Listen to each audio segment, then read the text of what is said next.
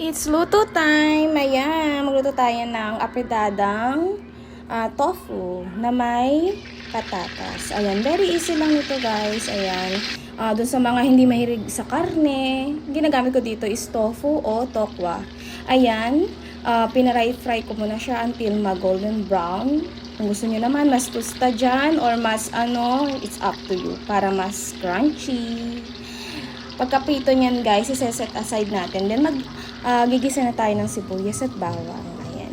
Very easy nito guys kasi wala nang maisip na ulam. Kasi sawa na ako sa karne, sawa na rin ako sa mga, alam niyo na, seafoods, ganyan.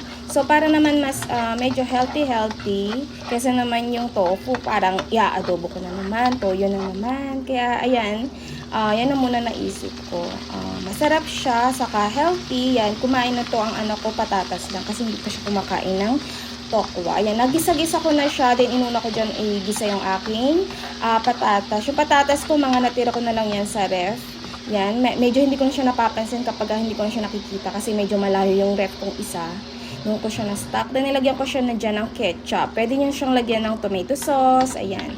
Pwede nyo din siyang lagyan ng medyo para tumamis-tamis. Pwede nyo siyang lagyan ng konting pineapple.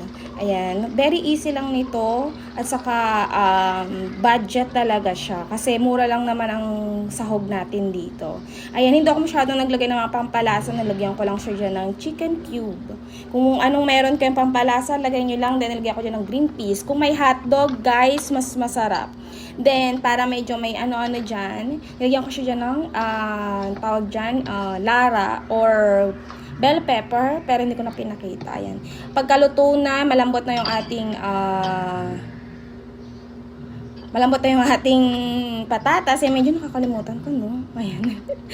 Ready na siya. Pwede na natin siyang iulam sa mainit na kanin. Kaya naman guys, ayan. Ito yung aking new recipe na hindi ko pa na-share before. Yan. Alam natin itong mga Pinoy kung paano ito lutuin.